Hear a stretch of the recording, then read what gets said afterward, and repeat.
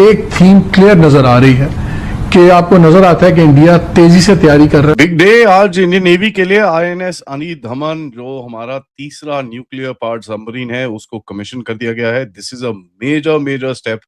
अब पाकिस्तान, बिकॉज ये nuclear powered submarines expensive होती हैं, सो पाकिस्तान के पास इतने रिसोर्सेज नहीं है कि वो न्यूक्लियर पावर्ड सबमरीन की तरफ जाएं। लेकिन हिंदुस्तान ने ये बना के आपको दिखाया और दुनिया में उसने अपना नाम बनाया और इतने बड़े लेवल की सबमरीन ये बनाई है। ये न्यूक्लियर है। ये हिंदुस्तान के मुंबई से लेके पाकिस्तान के इस्लामाबाद तक की रेंज आती है भाईजान इसकी। ये कोई छोटी सबमरीन नहीं है। ये तो हो गया पाकिस्तान। अब आप आए चाइना की साइड पे।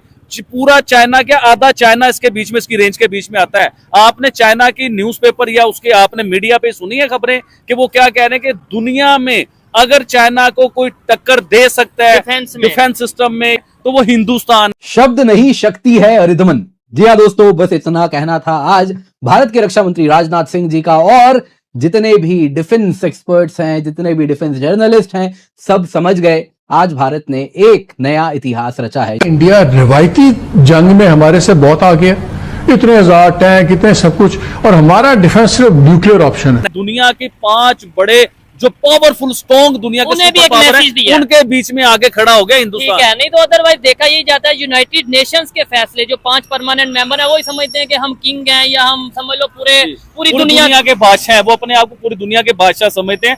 तो हिंदुस्तान ने बताया कि आप लोग अगर दुनिया के बाप बने हुए थे ना, तो मैं इस टाइम पूरी दुनिया का दादा परदादा बन गया हूँ। हिंदुस्तान ने ये बताया। और जब पहली बार बनाई थी 2016 या 17 में, तो वर्ल्ड रिकॉर्ड किया था। वर्ल्ड रिकॉर्ड किस तरह बना था वो भी मैं आपको बताना चाहूंगा।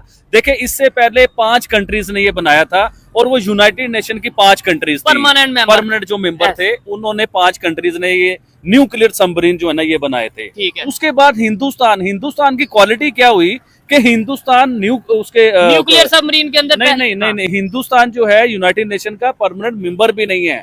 अब मुझे बताएं, किसी की जरूरत थी ये बनाने की, किसी में इतनी ताकत थी ये बनाने की, लेकिन हिंदुस्तान ने ये बना के आपको दिखाया और दुनिया में उसने अपना नाम बनाया और इतने बड़े लेवल की सबमरीन ये बनाई है। ये न्यूक्लियर है। ये हिंदुस्तान के मुंबई से लेके पाकिस्तान के इस्लामाबाद तक की रेंज आती है भाईजान इसकी। ये कोई छोटी सबमरीन नहीं है। ये तो हो गया पाकिस्तान। अब आप आए चाइना की साइड पे।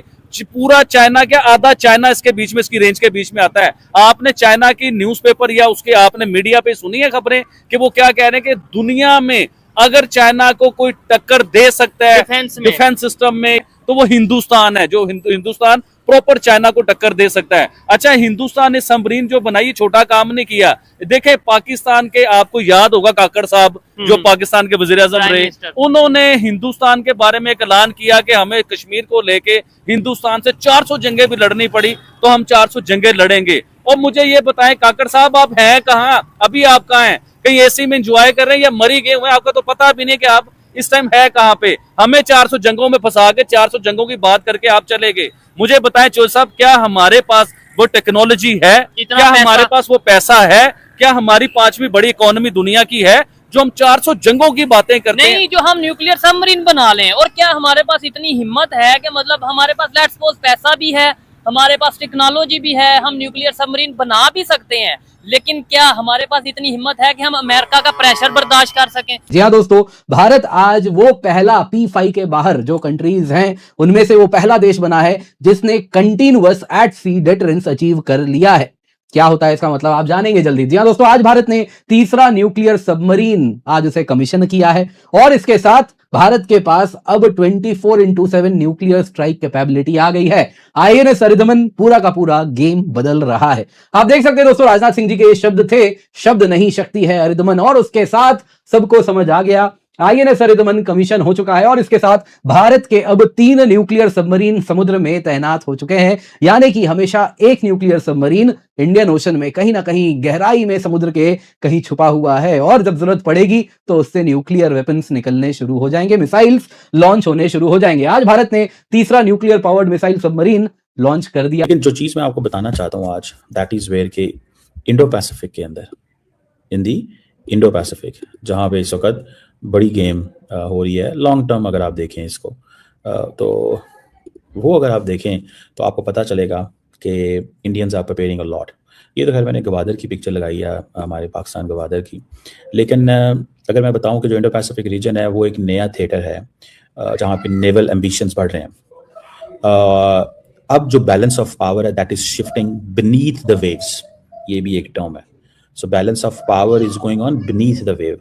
जो एक चीज़ इमर्ज कर रही है वो एक मिलिट्री एक स्ट्रक्चरल ट्रांसफॉर्मेशन आ रही है, डिटरेंस में, इंडस्ट्रियल कैपेसिटी में, अलायंस क्रेडिबिलिटी में। साउथ कोरिया जो है वो न्यूक्लियर पावर सबमरीन ले रहा है, जो यूएस जो है वो उन्होंने दी है 2025 के लेट उन्होंने अप्रूवल की है।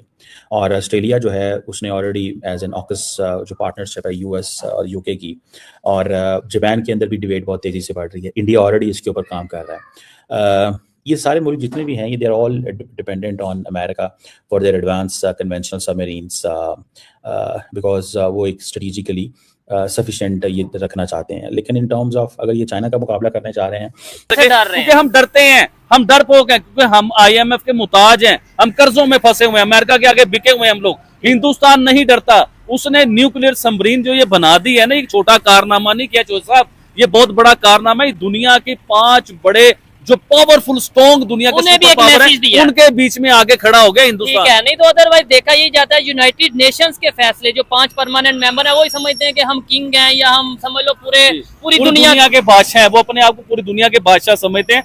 तो हिंदुस्तान ने बताया कि आप लोग अगर दुनिया के बाप बने हुए थे ना, तो मैं इस टाइम पूरी दुनिया का दादा परदादा बन गया हूँ। हिंदुस्तान ने ये बताया। चले ठीक है आबिद भाई, ये तो होगी ना न्यूक्लियर सबमरीन की बात होगी, टेक्नोलॉजी की बात होगी। बाकी एक बात फिर आगे नए टॉपिक की तरफ जाएंगे। एक बात से मैं एग्री करता हूँ कि काकड़ साहब या कोई भी मिनिस्टर या कोई भी पाकिस्तानी अगर ये कहता है कि हम 400 जंगे लड़ेंगे, और उसके पास पूछे ना कैसे लड़ेंगे इंडिया से 400 जंगे, जज्बा बहुत है, मुसलमान है, जज्बा बहुत है। भाई जितने मुसलमान हमारे यहाँ पे हैं उससे ज्यादा शायद मुसलमान हिंदुस्तान में। अगर जज्बे की बात करें फिर तो जज्बा भी उनके पास ज्यादा होगा, मुसलमानों के पास जो जज्बा होता है। भाई दुनिया में सबसे ज्यादा कंट्री मुसलमानों की हैं, तो जज्बा भी मुसलमानों का सबसे ज्यादा होना चाहिए था।